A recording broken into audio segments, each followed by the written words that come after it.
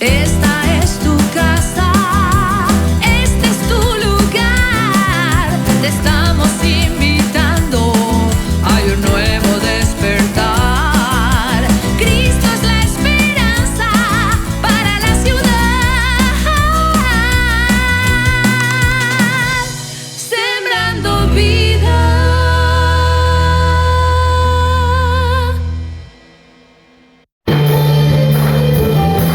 María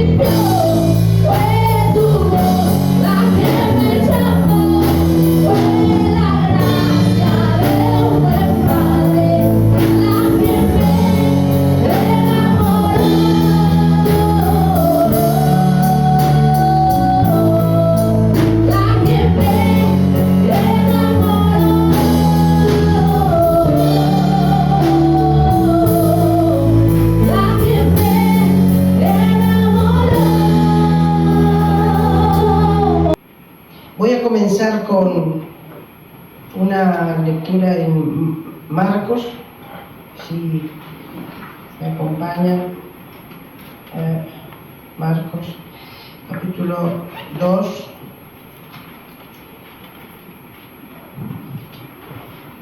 Y sería el verso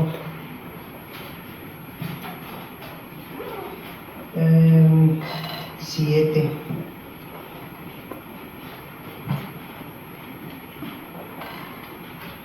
O el verso 5. Al ver Jesús la fe de ellos, dijo al paralítico: Hijo, tus pecados te son perdonados. Estaban allí sentados algunos de los escribas, los cuales cavilaban en sus corazones: ¿por qué habla este así? Blasfemias dice. ¿Quién puede perdonar pecados sino solo Dios? Y conociendo luego Jesús en su espíritu que cavilaban de esta manera dentro de sí mismos, les dijo: ¿por qué caviláis así en vuestros corazones? ¿Qué es más fácil? ¿Decir al paralítico: tus pecados te son perdonados? ¿O decirle: levántate, toma tu lecho y anda? Hasta ahí. Acabamos de leer un pasaje interesante, porque aquí hay crítica de por medio. ¿A cuánto les gusta la crítica? ¿Son criticones acá? No. ¿Ah? ¿Son criticones? Bueno, no sé, no vine a indagar eso. Pero que la crítica está en todos lados. Porque forma parte de nuestra naturaleza humana y pecadora. Criticamos en la mayoría yo diría que en el 90% de las veces criticamos apresuradamente, sin criterio de juicio, y entonces nos hacemos una idea a primera vista. ¿Verdad que la primera impresión, dice el dicho, que es la que cuenta? ¿Será cierto? ¿La primera impresión será la que cuenta? En realidad no. Porque la primera impresión nos lleva a hacer un juicio y tal vez a hacer una crítica que no sea constructiva, porque está de la buena y está de la otra. Pero como somos seres humanos caídos en desgracia, ¿no? Suena fuerte decirlo, ¿no? Pero hemos nacido con el pecado que anida en nosotros. Combatimos, Cristo venció, pero la crítica está. Y Jesús tuvo que afrontar la crítica. La afrontó desde el inicio, la afrontó hasta la cruz misma. Él allí colgado en el aire, afrontó la crítica. Y aquí comenzamos con una crítica. La crítica es de los religiosos. ¿Cómo? ¿Por qué tenías que sanar a un paralítico el sábado? ¿No podías hacerlo el viernes? ¿No podías hacerlo el domingo? ¿Tenías que hacerlo el sábado? Jesús provocador, ¿no? Jesús motivo de crítica.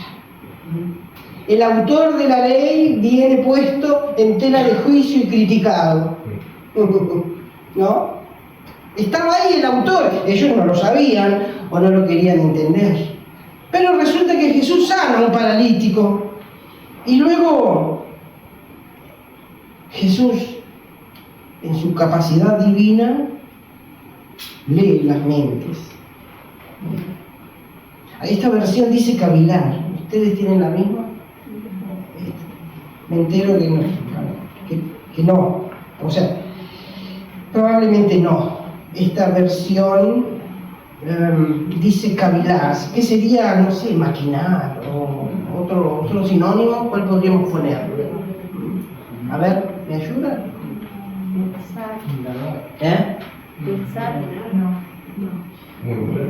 Murmurar. Pero aquí Jesús los acusa, ¿no? Jesús los acusa. Y dice, al ver Jesús la fe de ellos, dijo al paralítico: tus pecados te son perdonados. Primero perdona y después sana. Nosotros tenemos un evangelio muchas veces torcido y chueco. Porque primero queremos la fruta sin haber plantado el árbol. Queremos al Jesús que sana, al Jesús resuelve problemas, pero no nos interesa mucho el Jesús que perdona, el Jesús que transforma, el Jesús que limpia. Jesús vino primero a eso. ¿Por qué? El paralítico estaba allí, pero primero le dijo: tus pecados te son perdonados. ¿Cómo es posible que haga semejante cosa? Y ahí empezaron a decir: ¿por qué habla blasfemias? Enseguida criticando y enseguida haciendo un juicio de valor. Lo acusaron de blasfemo, de hereje. No es posible que alguien perdone pecados. El concepto del perdón de los pecados en el hebraísmo era, todo el proceso levítico. Hay que hacer un sacrificio, hay que esperar la fiesta correspondiente en el año, hay que hacer aquello y aquello para el perdón de los pecados acumulados del año. O sea, como que vamos metiendo en la lata toda la fechoría y después llegamos un día y ahí, se cocina todo con un buen sacrificio y ya, y nos sentimos libres. Así era la cuestión, era muy mecánica. Pero Jesús se atreve a decir: te perdono y después te sano. Os ha nacido hoy un Salvador, que es Cristo el Señor, escucharon los pastores en Belén. El mensaje fue claro. Los pastores en el medio de la noche en Belén de Judea no escucharon la voz angélica diciendo: les nació uno que va a sanar, que va a dar de comer, que va a liberar. No, nació un Salvador. Y para salvar hay que perdonar primero. Este era el problema. Empezó a ser criticado. Y la palabra clave aquí es cuando Jesús les dice: ¿por qué están maquinando en vuestros corazones? ¿Qué estás pensando? Si pudiéramos averiguar lo que piensan, ¿sí? Jesús lee la mente y deja seguramente atónitos a los que estaban allí. Y la frase interesante con la cual quiero iniciar es esta, la del verso 9. ¿Qué es más fácil? Jesús los pone ahí en una disyuntiva. Visto que están criticando, es muy fácil criticar, pero este paralítico estaba aquí la semana pasada, estaba el mes pasado, el año pasado. ¿Alguno de ustedes hizo algo para cambiar su condición? Y me critican que yo vine aquí un día de sábado a cambiar su condición. Es fácil criticar. ¿Qué es más fácil? Visto que la saben todas. ¿Qué es más fácil en tu vida, en la mía? ¿Tomar los atajos para obtener el fruto o hacer lo correcto, que es ir a limpiar la tierra, cultivarla, sembrar y esperar el fruto? ¿Qué es más fácil? ¿Ir y comprar ya? Hay gente que piensa que no sé, que la carne, alguien la empaquetó y está allí en el supermercado. Y queda en Europa, pero de verdad, en Europa hay gente que queda espantada cuando se viene a enterar que era un animal que lo mataron, ¿no? Que la leche, la bolsita, pero sí, no sé, lo habrán visto, ¿no? Sí. ¿Cómo que la leche viene de la ubre de la vaca?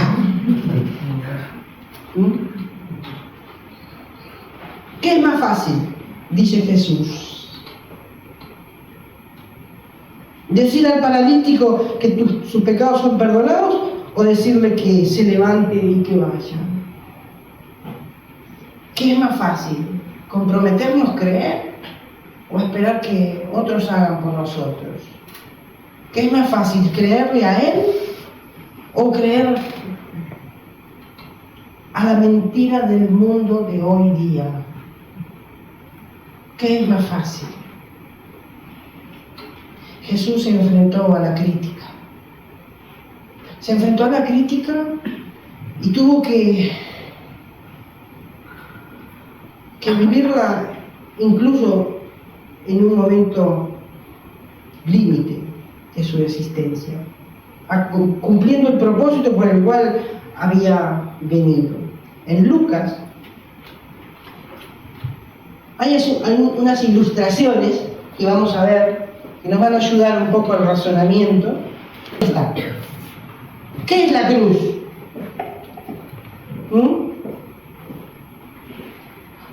Vamos a hacer una definición de lo que es la cruz. Todos conocemos la cruz, ¿verdad? Y no nos llama la atención, forma parte del paisaje la cruz. En Uruguay un poco menos, pero hay naciones en que la cruz es abrumadoramente presente en todo, en los muchos edificios religiosos, en las muchas iglesias, en las esquinas, en los altares. Hay países que son muy católicos, muy católicos romanos. Hay países que son muy ortodoxos, de la iglesia cristiana ortodoxa. La cruz está muy permanente. Cada confesión religiosa tiene su propia cruz, en el estilo, en el diseño. Cruces que ya tienen casi 2000 años. Desde el inicio de la expansión del cristianismo, cada nación o cada pueblo que adopta la fe cristiana determina un tipo de cruz que los identifica. La cruz de los armenios, por ejemplo, la primera nación cristiana en la historia del mundo. Los armenios se convierten en el siglo III, toda la nación, y tienen la cruz. Ustedes fíjense, la cruz armenia, la cruz latina. Los protestantes, los valdenses, tenemos la cruz hugonote, una cruz que nace en el 1530 como un elemento identificatorio para separarse de la herejía católica romana, por ejemplo. La cruz ortodoxa, si vas a Rusia, si vas a Rumania, a Grecia, a Serbia, tienen un tipo de cruz. Si estás en Italia vas a ver otro tipo de cruz. O en América Latina. La cruz es un símbolo, cultural. Y yo ando con mi crucecita. Forma parte de un kit de mata vampiros. No es cierto, pero sí. Tengo el agua bendita. Cierre bien la puerta, pastor, porque esta noche van a pasar cosas. No. Me gusta, es chiquita, pequeña. La compré en el huerto de Getsemaní en Jerusalén. Está hecha con leño de olivo. Bonita. En realidad la tengo en casa, colgada por allí, en un rinconcito. Pero antes de venir la miré y me va a servir, la traje. Porque quería compartir esto. ¿Qué es la cruz? Lucas, capítulo 23.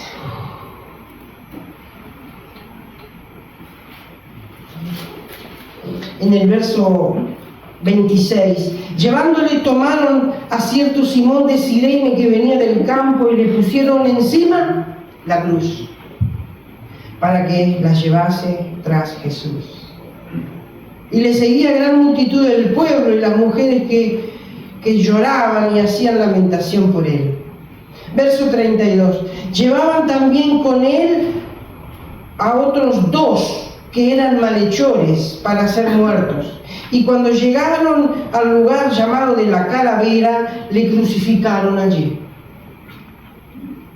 Y a los malhechores, uno a la derecha y otro a la izquierda.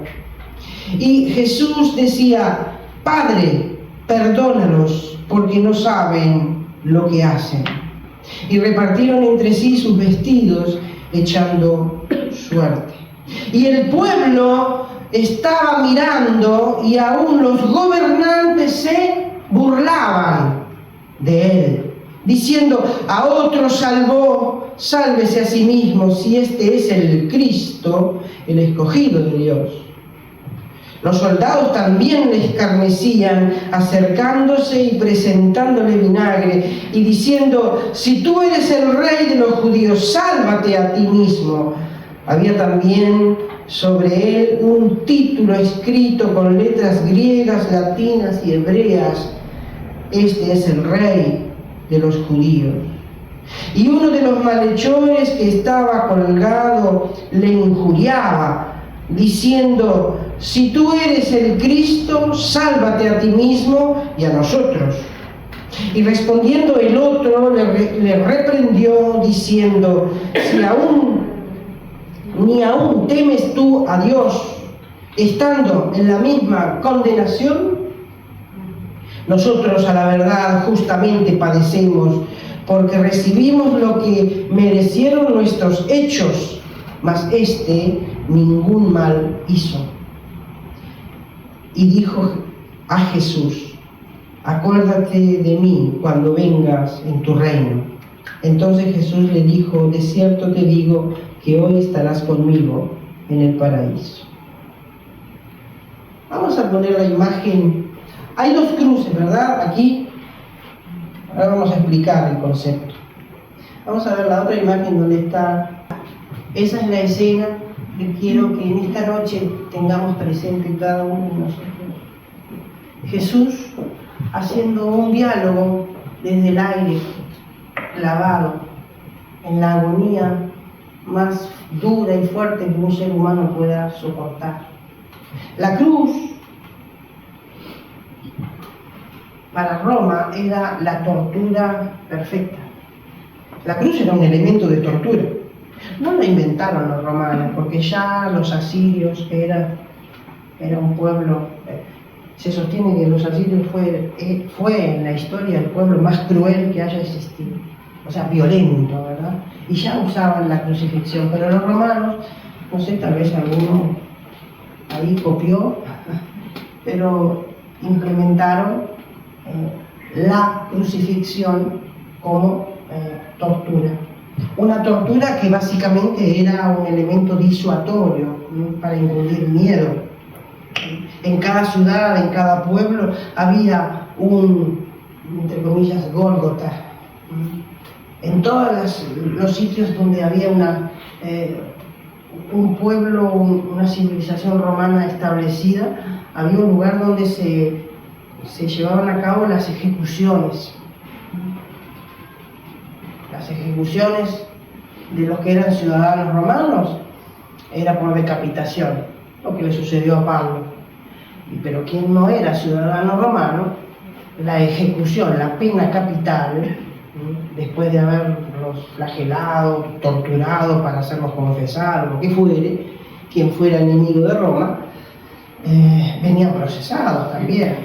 Había una jurisprudencia que existe hasta hoy día.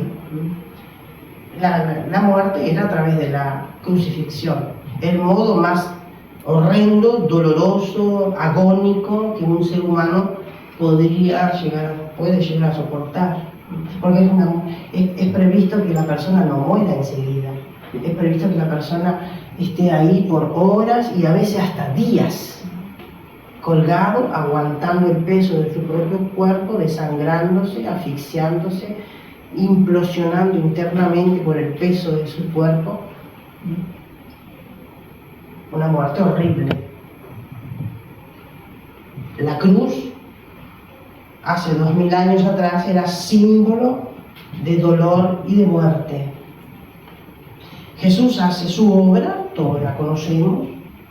La cruz en el cristianismo naciente, al inicio no se propagaba, porque los primeros símbolos cristianos eran el pez y eran otros símbolos, el cordero, el pastor con el cordero a cuestas, por ejemplo, eso en el siglo II. Pero paulatinamente la cruz pasa a sustituir los primeros símbolos como elemento del cristianismo. Un símbolo de dolor se transforma en un símbolo de amor, de victoria, de vida, de vida. Nosotros no tenemos al Cristo aquí clavado, porque Él resucitó, Él está vivo, y Él sí nos invita a través de las cartas apostólicas a recordar la cruz. Él mismo invita al que quiera ser mi discípulo, tome su cruz y me siga. Yo creo que esa invitación de Jesús sería una cosa bastante difícil de entender en su momento, porque Jesús lo dice estando Él aún vivo, haciendo sus tareas, y en un cierto momento Jesús le dice a la multitud que lo seguía: si alguno quiere venir en pos de mí, niéguese a sí mismo, tome su cruz y me siga. No era fácil interpretar eso, porque decir tome su cruz era sinónimo de el peor de los dolores o de las pruebas. Pero Jesús lo tiene presente, porque Él sabía cuál iba a ser precisamente su muerte. Y luego tenemos el mensaje de la cruz. El mensaje de la cruz está aquí. Está en las 7 últimas palabras de Cristo en la cruz, cuando Él dice aquellas palabras y va en esas horas que estuvo colgado, va diciendo aquellas palabras. Las primeras fue: Padre, perdónalos porque no saben lo que hacen, etc. Pero hay un diálogo entre las otras 2 personas que están alrededor de Él. Uno de ellos, según la tradición cristiana, se llamaba Dimas. ¿Qué sería este? Malhechores, ladrones, en otras versiones de la Biblia, criminales, sediciosos en otras versiones de la Biblia. No sabemos por qué fueron condenados a muerte, pero enemigos de Roma eran. Tal vez eran patriotas, judíos, pero estos 2 individuos, juntos con Barrabás, estaban destinados a estar ahí. Barrabás se salvó porque el pueblo decidió que fuera Jesús, y estos otros 2 hombres, uno con una actitud de arrogancia, el otro con una actitud de arrepentimiento. El 50% se salva. Eran 2. Uno se salvó, el otro no. Así que una porcentual muy alta, ¿no?, de pérdida. Pero así fue. Dimas habla con el Señor, porque en el contexto estaba la crítica, como dijimos antes. ¿Qué es más fácil? ¿Criticar o ponerse en los zapatos del otro? ¿Qué es más fácil? ¿Buscar el culpable o ser responsable de los propios hechos? Ahí está el diálogo. Un malhechor lo acusa. Bueno, si sos quien dicen que sos, salvate y salvame. Este otro le dice: pero no tenés respeto, pero no te das cuenta que estamos aquí por nuestros hechos. No te das cuenta que si estamos aquí es porque es justo y porque es el pago a las consecuencias de nuestras acciones. En cambio, Él no. Entonces podemos entender claramente en este pasaje que, como hemos visto antes, hay 2 tipos de cruces en la vida. Después están todas las otras, las que son las cruces culturales, la que tiene el católico, la que tiene el evangélico. Acá tenemos la cruz, sí, hermosa. pero desde el punto de vista teológico hay dos cruces. La cruz de las consecuencias y la cruz del propósito. Vamos a ver la cruz. A ver si podemos movernos un poquito en ese diálogo, ¿sí? Dimas, el malhechor que reconoce su condición, que dice: estoy aquí porque me lo merezco. Atención, es un diálogo en medio del sufrimiento. Y no del sufrimiento que me duele me duele la uña del dedo, ¿sí? O el dedo que me lo golpeé con el martillo, me duele la muela. No, sufrimiento en serio. Jesús deja de lado su sufrimiento agónico y se pone a dialogar con estos dos individuos, al menos con uno de ellos, porque el otro solo busca un culpable, no se hace cargo de sus hechos. En cambio, él sí se hace cargo. Él sí dice: ¿no te das cuenta que estamos aquí tú y yo por lo que hemos hecho? Si estamos clavados en esta cruz, si estamos viviendo lo que estamos viviendo, es porque es causa y efecto de mis acciones. Es fácil buscar y criticar y buscar a quién culpar para no hacernos cargo de la consecuencia de la cruz que estábamos soportando. ¿Cómo es tu cruz, hermano? Las personas muchas veces dicen: ¿qué cruz tengo que padecer? Las abuelas decían eso mucho, ¿no? ¡Ay, qué cruz tengo que padecer! Todos los problemas es una cruz. La cruz es sinónimo de problemas, la cruz es sinónimo de sufrimiento, la cruz es sinónimo de desgracia. Eso es en la cultura occidental, latina. La cruz es símbolo. En cambio, la cruz es más que eso. El evangelio de hoy día, del siglo XXI, es un evangelio muy facilista. Es el evangelio del entretenimiento. Es el evangelio que te ofrece ya el producto envasado y bonito en la góndola para obtener. Que no te enseña cuánto hay que padecer para poder obtenerlo. Hay dos cruces, chicos, que van a tener que transitar ustedes, como todos nosotros. La cruz de las consecuencias. Algunos tienen una cruz de consecuencias muy pesada, incluso heredada.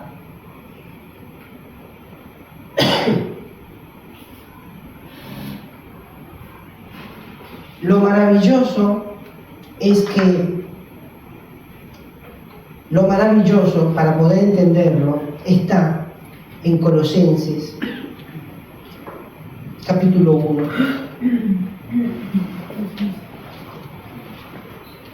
Colosenses, capítulo 1, el verso 19,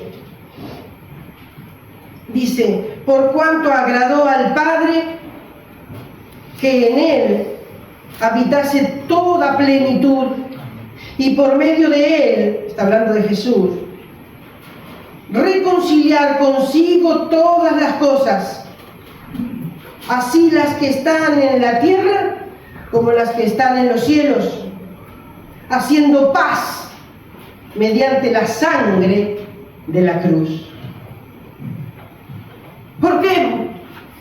¿Por qué el inocente que estaba en el medio de dos malhechores, que incluso uno de ellos reconoce que era inocente, tuvo que vivir esa muerte? ¿Por qué Jesús de Nazaret fue a la cruz? Lo dice claramente Pablo a los colosenses. Lo dice claramente, porque le agradó al Padre. Verso 19. Dios, el Padre, así lo quiso. A el único que le agradó. Porque del resto las mujeres lloraban. Los que amaban a Jesús sufrían y los que lo despreciaban criticaban y se burlaban. Al único que le agradó fue al Padre que estaba en los cielos, que por única vez se separó del Hijo cuando entregó su Espíritu. Dios lo quiso, y ese querer de Dios se llama la cruz del propósito. La cruz de las consecuencias nos tira para abajo. La cruz del propósito nos lleva hacia Él. Podemos ver la otra imagen. La otra. Ahí. Después volvemos para atrás. Esa es la cruz del propósito. Esta aquí. Nunca te olvides de eso. La cruz de Cristo es la del propósito, porque Él vino, os ha nacido hoy un Salvador. Para salvar tuvo que morir, por lo tanto había un propósito. Jesús no vino de turista a este mundo, porque en el cielo seguramente estaba más entretenido. Había un propósito. ¿Hay propósito en tu vida? ¿Lo estás buscando el propósito? Ojalá que sí. Cada día tenemos que renovar el propósito. El propósito es un objetivo. Todos tenemos objetivos. Qué triste la persona que no tiene objetivos en su vida. De querer mejorar, de querer que su vida tenga mejor calidad, de querer el bien para los que están al lado. En fin, como cristianos, el objetivo del cristiano ¿cuál es? Que las personas lo conozcan a Él, que nuestros seres queridos estén en Cristo, que Tarariras conozca a Jesús, que el Uruguay abrace al Señor. Hay propósito. Estamos aquí porque hay propósito. Porque de lo contrario, creeríamos en una insana predestinación. El que se va a salvar se salva y el que no, tanto para que voy a estar en todo esto. Jesús vino con una cruz llamada propósito. E incluso para poder transitar en ese propósito, lo acabamos de ver. Verso 26. Llevándole, tomaron a un cierto Simón de Cirene que venía del campo y le pusieron encima la cruz de Jesús. No le dieron opinión, le pusieron encima. De repente, es como cuando decimos, qué lástima, le pasó lo que pasó. Estaba en el momento equivocado, en el lugar equivocado. Más mala suerte no podía tener. Simón, uno de Cirene, uno que era originario del norte de Libia, y estaba allí en Jerusalén y se ve que estaba trabajando, había terminado su jornada laboral y de repente el hombre estaba pasando y encuentra una multitud y encuentra a un condenado que está yendo hacia su lugar de la muerte y que ya no puede más su cuerpecito. Y lo vieron allí. Tal vez era un hombre fuerte, grande. Le dijeron, acá, lleva esto. No le dieron opinión. Le dijeron, acá, las cuadras que faltan las vas a llevar vos. Y allí iba Simón de Cirene llevando la cruz del propósito y Jesús atrás, apenas como podía, le fue siguiendo. Son dos tipos de cruces, sí. Pero cuando nosotros entendemos que la cruz de Jesús, la cruz del propósito, es la que tenemos que cargar, siempre nos va a mandar un Simón de Cirene que nos ayude a sobrellevarla. No estás solo para cargar la cruz. Jesús dice, mi yugo es liviano, ligera es mi carga. Siempre, ¿cuántas veces nos sentimos que ya no podemos más? ¿Cuántas veces le hemos dicho al Señor, Jesús, esta cruz es demasiado pesada, esta prueba no la banco, no la soporto, no puedo, esto es demasiado? ¿Cuántas veces hemos vivido circunstancias en que se puede estar peor que ahora? Yo he vivido personalmente momentos en mi vida en que no había nunca experimentado un dolor tan profundo. Y lo he vivido en varias ocasiones.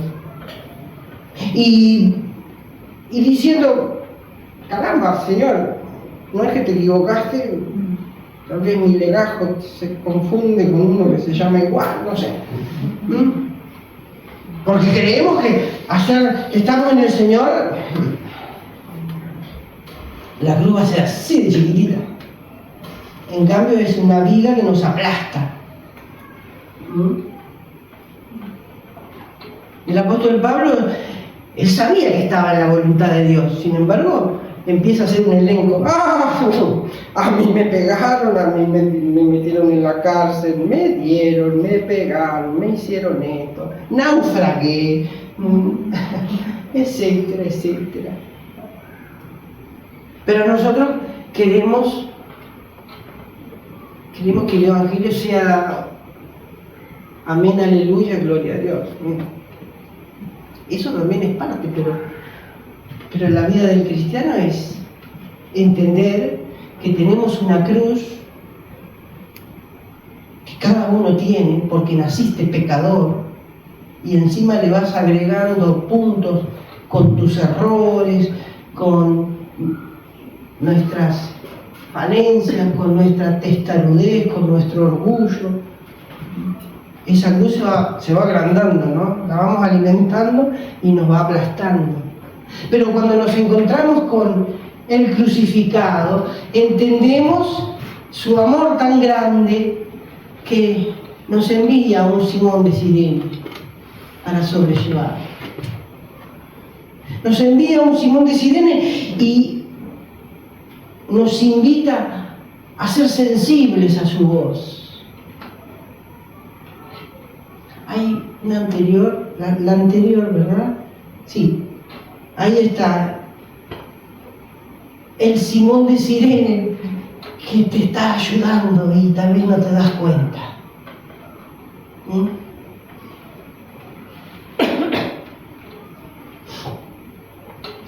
La palabra de Dios nos habla de que está previsto, ya está todo organizado,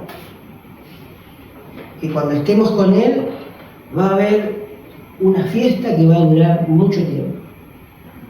La fiesta es allá, chicos. Aquí hay que llevar la cruz.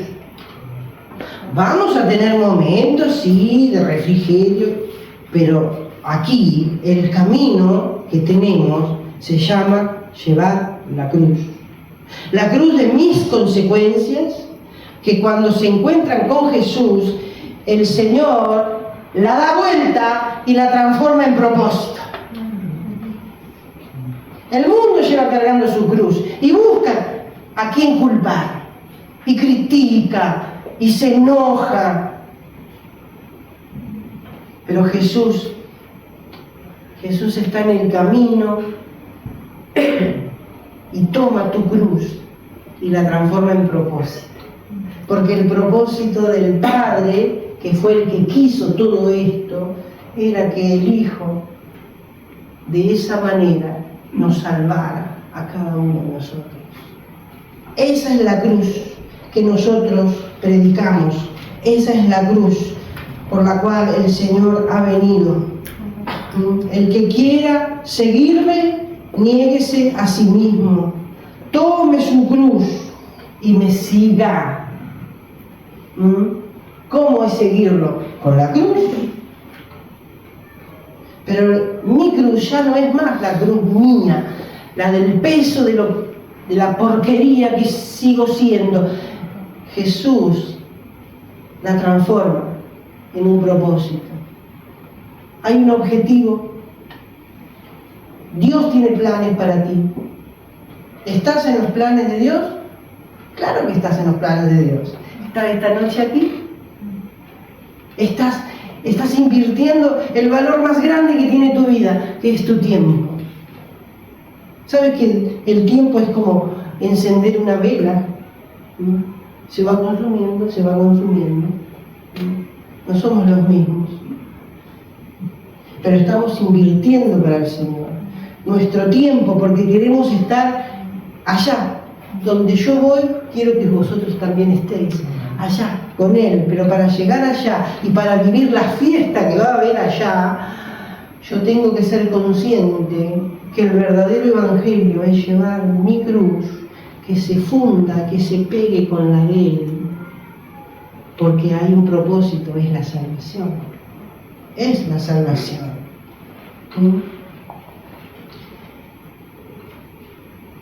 Esta noche sería bueno que reflexionáramos en qué modo estamos afrontando este diálogo que sucede allí en el Calvario. Dos hombres, condenados los dos, en medio de un inocente. Uno critica, uno busca el culpable afuera, el otro dice, yo soy culpable, por favor. Dimas se sinceró, reconoció en él el justo, pero no le dijo, Señor, por favor, sácame de acá. No se lo pidió. Aceptó su condición. Le dijo, cuando estés en tu reino, cuando estemos con Él, todo va a ser mejor. Nos atamos mucho a esta tierra, a esta realidad. Combatimos, peleamos con los dientes, con las uñas, cuando no nos damos cuenta que esto es solamente un pasaje para algo que es eterno. Él vino a solucionar un problema que es la eternidad. Jesús vino a resolver el tema de la eternidad, porque Él quiere que allí estés tú y que esté yo. Mientras tanto, Él sigue siendo empático, amoroso y precioso. Se ocupó de los que tenían hambre, se ocupó de los que estaban oprimidos, se ocupó de todos aquellos que están. Jesús no fue indiferente a nadie, pero primero vino a perdonar pecados para poder salvar, y después sanó al paralítico. Entendamos que el ABC del Evangelio es esto. El ABC del Evangelio, el verdadero Evangelio de Jesucristo es que tú seas salvo. Y todos los que están alrededor tuyo. Después, también Él sigue siendo padre, y como un padre ama, no le da una piedra al hijo cuando tiene hambre. Pero pongamos las cosas en su justo lugar. La cruz de Cristo para el mundo sigue siendo una ofensa. Para otras culturas, la cruz es un insulto. Para la sociedad moderna, ostentar una cruz puede ser incluso ofensivo para algunos. La cruz es un elemento cultural, muy bien, todo lo que tú quieras, pero la cruz, la verdadera cruz, es la cruz del propósito. Él te salvó y Él te quiere con Él. La cruz de las consecuencias mira hacia abajo, la cruz del propósito mira hacia arriba. ¿Estás viviendo un momento difícil? ¿Es pesada la cruz que estás llevando? Acuérdate que hay siempre un Simón de Cirene para aliviarte. Pero el final es el Gólgota, donde tenemos que morir para ser salvos. Señor, Él nos puede librar. Ayúdame, Señor, líbrame, Señor. Señor, ayúdame. Oramos así siempre, Señor, haz, Señor esto, Señor lo otro, como directores técnicos. Ven acá, vaya allá, haga acá, haga acá. No, tenemos un Jesús que está a la orden. No es así, no es así. Es, Señor, que en mi cruz, que toda la culpa que yo tengo, por favor, se pegue a la tuya, porque hay garantía y hay propósito. Amén. Sembrando vida.